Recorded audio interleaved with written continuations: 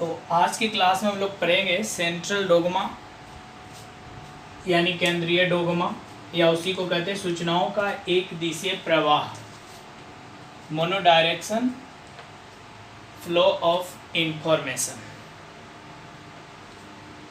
किसी भी परीक्षा 12th के हिसाब से यह बहुत ही महत्वपूर्ण टॉपिक है, जिसमें कि आपके लघु और ऑब्जेक्टिव प्रश्न पूछे जाते हैं। यहाँ से दीर्घ का प्रश्न नहीं होता है, लघु उत्तरीय यानी शॉर्ट टाइप 2 नंबर का, 3 नंबर का, और ऑब्जेक्टिव टाइप ऑप्शनल में रहते हैं 1 नंबर के क्वेश्चन, है ना। आपको बताते जाएंगे किस तरह का क्वेश्चन आता है। तो चलिए सीखते हैं सेंट्रल डोगमा, केंद्रीय डोगमा क्या होता है। तो एक वैज्ञानिक जिनका नाम आप शायद पहले सुन चुके हो, फ्रांसिस क्रिक, है ना, फ्रांसिस क्रिक। इन्होंने ही सबसे पहले बताया कि कोशिकाओं में किस तरह से सूचनाओं का प्रवाह डीएनए से आरएनए की ओर और आरएनए से पुनः प्रोटीन संश्लेषण तक की क्रिया संपन्न होती है ना। यानी डीएनए से कोई भी इंफॉर्मेशन, है ना, आरएनए के पास, और आरएनए से फिर प्रोटीन संश्लेषण की क्रिया किस प्रकार होती है, उसी को हम लोग समझेंगे केंद्रीय डोगमा में। एक चीज़ आपको याद होगा, पीढ़ी दर पीढ़ी आनुवांशिक सूचनाओं का प्रवाह डीएनए के माध्यम से होता है ना। यानी हम लोगों से पूछा जाता है कि आनुवांशिक गुणों का वाहक कौन होता है ना। जेनेटिक कैरेक्टर जो होते हैं वह हेरिडिटी यानी वंशागत किस तरह से होते हैं, किसके द्वारा होते हैं। तो आपका जवाब बनता है डीएनए के द्वारा होता है, अर्थात डीएनए ही पेरेंट्स के जो जेनेटिक कैरेक्टर होते हैं वह उनके संतानों में ले जाते हैं। यहाँ भी उसी तरह से देखिए सूचनाओं का प्रवाह, लेकिन यहाँ सेल के अंदर है, कोशिकाओं के अंदर। हम लोग बात करें थोड़ा पहले किसकी, पीढ़ी दर पीढ़ी सूचनाओं का प्रवाह। तो पीढ़ी दर पीढ़ी सूचनाओं का प्रवाह किसके द्वारा, डीएनए। लेकिन यहाँ हम लोग कोशिका के अंदर, किसी सेल के अंदर सूचनाओं का प्रवाह पढ़ने जा रहे हैं। तो हाँ, ये बातें किसने बताए थे, फ्रांसिस क्रिक ने सेंट्रल डोगमा के बारे में बताए थे। वो क्या होता है, इन्होंने बताया यूकैरियोटिक कोशिका। यूकैरियोटिक कोशिका मतलब वैसी कोशिका जिसमें वास्तविक केंद्रक न्यूक्लियस होता है, आप लोग पहले पढ़ चुके हैं। तो ये जो सेल है इसके अंदर ये न्यूक्लियस होता है, केंद्रक, और केंद्रक के अंदर ही क्रोमैटिन जालिका पाई जाती इस तरह से, जो कि सेल डिवीजन के समय, कोशिका विभाजन के समय स्पष्ट रूप से दिखाई भी देती है। और जो कि क्रोमैटिन धागे होते हैं, क्रोमैटिन धागा से आपको क्रोमोसोम मिलता है, और क्रोमोसोम के अंदर क्या होते हैं, डीएनए मतलब डीऑक्सी राइबो न्यूक्लिक एसिड। तो डीएनए सेल के अंदर प्रोटीन के संश्लेषण को कैसे नियंत्रित करता है, जो देखिएगा ये सेल है ना, तो न्यूक्लियस है, तो न्यूक्लियस में केंद्रक में पाए जाने वाले अम्ल को केंद्रक अम्ल कहते हैं। और न्यूक्लिक एसिड जो होते हैं वह 2 तरह के होते हैं, सबको पता होगा, एक डीऑक्सी राइबो न्यूक्लिक एसिड और दूसरा राइबो न्यूक्लिक एसिड, मतलब डीएनए और आरएनए। तो क्या होता है, सबसे पहले डीएनए में ट्रांसक्रिप्शन की क्रिया होती है। अब नया शब्द आ गया क्या, ट्रांसक्रिप्शन, है ना। सीखते हैं, हिंदी में इसे अनुलेखन बोलते हैं, अनुलेखन। देखिएगा फ्रांसिस क्रिक ने क्या बताया, यूकैरियोटिक जीवों की कोशिकाओं में, यूकैरियोटिक मतलब वैसी कोशिका जिसमें ये वास्तविक केंद्रक और केंद्रक झिल्ली दिखाई देती है, उसे हम लोग यूकैरियोटिक कोशिका कहते हैं। और जिसमें इस तरह का सेल पाया जाता है उसे यूकैरियोटिक जीव कहते हैं, जैसे मनुष्य, पौधे और सभी जंतु। तो ये डीएनए है। अब डीएनए में कौन सी क्रिया बता रहा है, ट्रांसक्रिप्शन, है ना। अनुलेखन की जब क्रिया होती है तो बनते हैं आरएनए। हम लोग आरएनए के बारे में आगे पढ़ेंगे कि आरएनए के 3 टाइप्स होते हैं, एक मैसेंजर राइबो न्यूक्लिक एसिड, दूसरा ट्रांसफर राइबो न्यूक्लिक एसिड, और तीसरा राइबोसोमल राइबो न्यूक्लिक एसिड। तो आरएनए में तो 3 होते हैं ना, कौन, तो आप जान गए, एमआरएनए होता है, आरआरएनए होता है और टीआरएनए।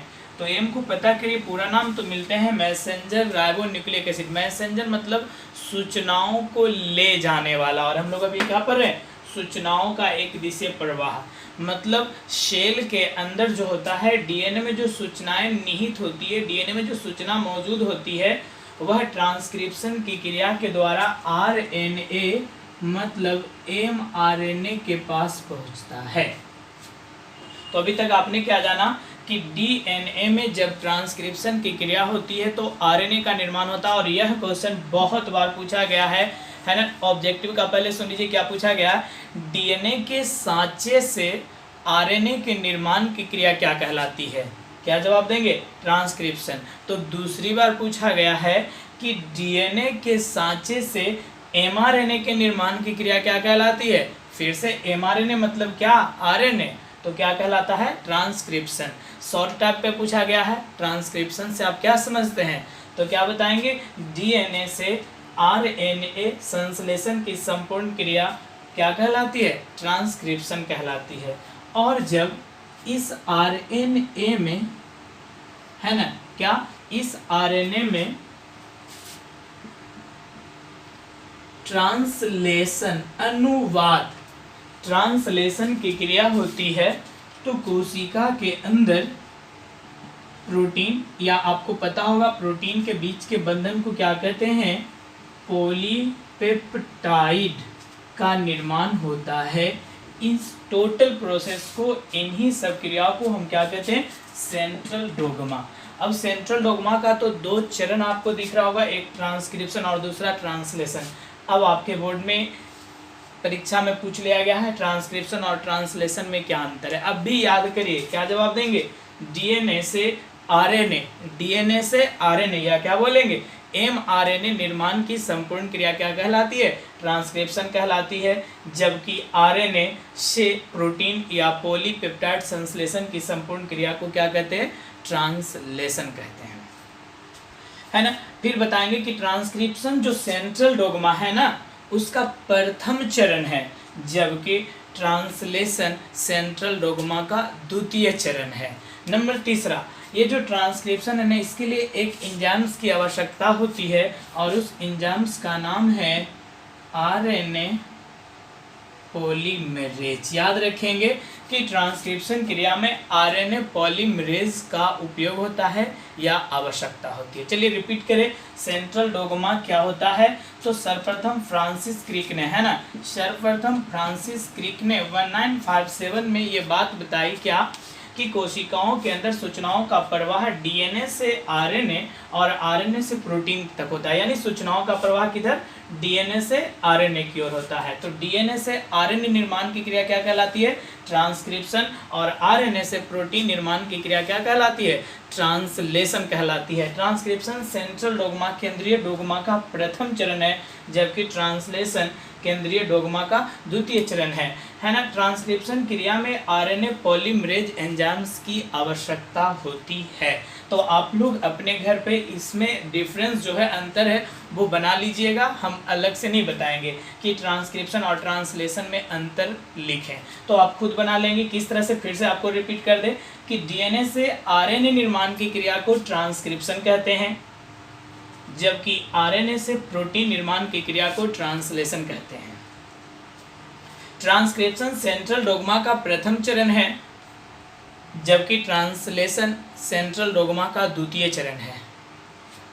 ट्रांसक्रिप्शन क्रिया में आरएनए पॉलीमरेज एंजाइम्स की आवश्यकता होती है और ट्रांसलेशन में इस प्रकार यानी आरएनए पॉलीमरेज जैसे एंजाइम्स की आवश्यकता नहीं होती है। ठीक है, अब इसमें कुछ ऑब्जेक्टिव के क्वेश्चन बन जाते हैं। जैसे अभी बता रहे थे, जो रिपीट कर रहे थे कि क्वेश्चन आपका बनता है डीएनए के सांचे से आरएनए निर्माण की क्रिया या एमआरएनए निर्माण की क्रिया क्या कहलाती है। तो जब आप वो बना लेंगे तो खुद याद हो जाएगा कि उसको ट्रांसक्रिप्शन कहते हैं, है ना। या फिर रहेगा ट्रांसक्रिप्शन का संबंध या ट्रांसक्रिप्शन की क्रिया किस में होती है? डीएनए में, एमआरएनए में, आरआरएनए में, टीआरएनए में। तो ट्रांसक्रिप्शन की क्रिया किस में होती है जी? तो डीएनए में होती है ना। तो ये चीज़ें आप समझ गए। अब इनसे रिलेटेड आपको कुछ ऑब्जेक्टिव भी देंगे, लेकिन उससे पहले जो कल का यानी पिछले जो आप पढ़े थे चारगाफ रूल, उनके 3 क्वेश्चन हैं, उनका आप आंसर मिला लीजिए। क्वेश्चन क्या था जो सुन लीजिए। क्वेश्चन थे सबसे पहला, डीएनए में साइटोसिन 33% है, तो उसमें थायमिन की मात्रा बताइए। तो इसका सही आंसर क्या था? Option number D 17। नंबर दूसरा, डीएनए में गुआनिन की मात्रा 20% है, तो एडेनिन की मात्रा बताइए। तो इसका सही आंसर था ऑप्शन नंबर बी 30%। और तीसरा जो क्वेश्चन बच्चों का गलत भी कुछ का जवाब आया था कि डीएनए में थायमिन की मात्रा 34% है, तो एडेनिन की प्रतिशत मात्रा बताइए, है ना। तो ये बनाना था कहाँ, हम लोग को तो नियम याद था चारगाफ रूल का, एडेनिन बराबर थायमिन, गुआनिन बराबर साइटोसिन। मतलब किसी जीवों की कोशिका में एडेनिन की मोलर मात्रा थायमिन के बराबर और गुआनिन की मोलर मात्रा साइटोसिन के बराबर। तो जितना एडेनिन होगा उतना ही थायमिन, जितना गुआनिन होगा उतना ही साइटोसिन। तो क्वेश्चन में क्या गया था, डीएनए में थायमिन 34, यानी ये जो है 34 है, तो ऑटोमेटिक है कि टी बराबर ए होता है, यानी इसका भी सही आंसर क्या होगा? 34%, अर्थात ऑप्शन नंबर सी। अब हम लोग आज के इससे रिलेटेड कुछ क्वेश्चन देखें। अब आप इन 3 प्रश्नों का उत्तर बताएंगे। जैसे सबसे पहला है, डीएनए से प्रत्यक्ष रूप से संश्लेषित नहीं किया जा सकता, मतलब डीएनए से क्या नहीं बना सकते हैं? A protein, B mRNA, C rRNA, D tRNA. Question number दूसरा है, डीएनए से एमआरएनए बनने की क्रिया क्या कहलाती है? ए ट्रांसलेशन, जिसको अनुवाद बताएं हिंदी में, ट्रांसक्रिप्शन अनुलेखन मतलब, सी ए और बी दोनों, और डी प्रोटीन संश्लेषण। क्वेश्चन नंबर तीसरा है, सेंट्रल डोग्मा केंद्रीय डोग्मा का सही अनुक्रम क्या है, सही सीक्वेंस क्या है?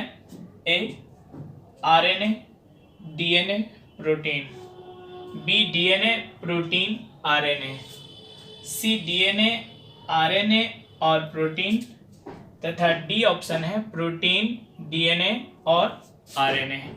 तो ये 3 प्रश्नों का उत्तर बताइए। कल फिर हम लोग एक नया चीज सीखेंगे। हाँ, फिर से बता रहे हैं कि आप ट्रांसक्रिप्शन और ट्रांसलेशन में अंतर जरूर लिख लेंगे, ठीक है, और उसको याद रख लेंगे, क्योंकि बता रहे वहां से 2 या 3 नंबर का जो शॉर्ट टाइप का क्वेश्चन होता है वो आता है, और इस तरह के ऑब्जेक्टिव प्रश्न आते हैं। जब आप उसको अच्छी तरह से कंप्लीट कर लेंगे तो वहां से आपका कोई क्वेश्चन नहीं छूटेगा। और अभी आप इस प्रश्नों का उत्तर बताइए।